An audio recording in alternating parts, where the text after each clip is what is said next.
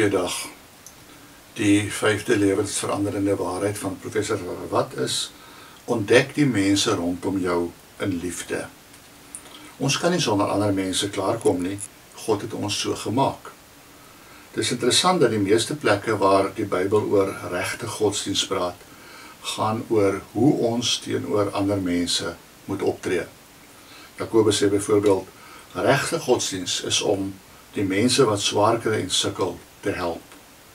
Volgens Jesus se geliefde disipel Johannes is die belangrikste voorbeeld wat Jesus vir ons gegee het om ander se voete te was. Dit is net 'n ander manier om te sê dat ons vir die mense rondom ons moet omgee. Ons mag nooit dink dat ons te belangrik of te besig is om langs ander te kniel en hulle te help nie. God en godsdienst laat 'n mens met ander oë na ander mense kyk. Dit laat jou sien dat die belangrikste nie die klere is wat 'n persoon aan het nie, maar die persoon in die klere. Mense het wel die klere gemaak, maar God het die mens binne in die klere gemaak. En om God lief te hê, beteken om sy skepping, sy mense lief te hê. Ja, om verby die klere te kyk, na die mens in die klere. Daar, tussen ander mense, word dit wat jy doen, ware godsdienst. Diens aan God. Die wêreld is immers God se tempel, want in die armste huise kan God gedien word. Langs die besigste straat, ja, oral waar daar mense is.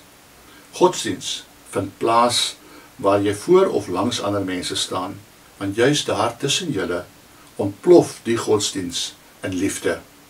Liefde is bedoel om tussen mense te werk. Dit is die sement wat hulle saambind. Die toewyding en loyaliteit teenoor mekaar, wat maak dat hulle altyd vir mekaar daar is. Dit gaan om 'n gesindheid wat jou altyd net die beste vir ander laat doen. Ja, liefde bly nooit net woorde nie. Liefde kan net liefde wees as dit dade word. Daarvan kan ons byvoorbeeld in dele soos 1 Korintiërs 13 of Galasiërs 5 lees.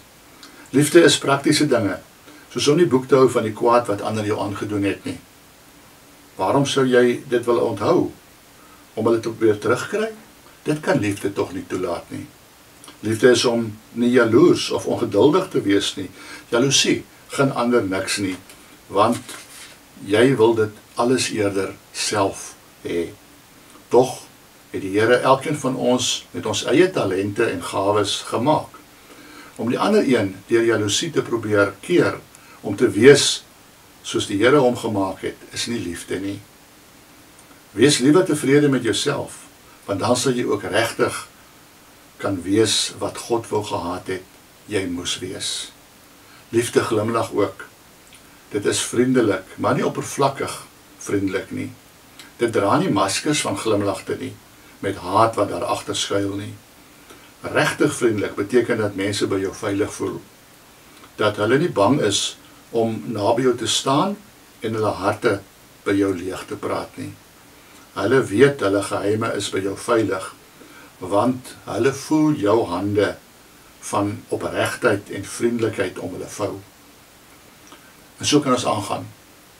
Liefde wil nooit iemand seermaak nie, maar wil gesond maak waar daar seerkry is.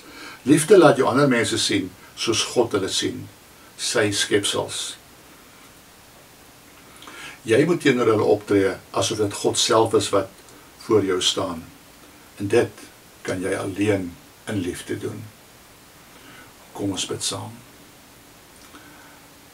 O Heilige Gees van God, wil U tog in ons harte werk, dat ons daardie liefde teenoor mekaar kan hê, wat maak dat ons mekaar sal sien, soos U ons gemaak het.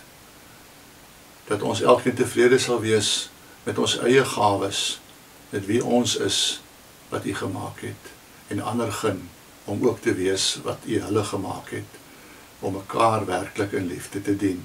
In Jesus se naam. Amen.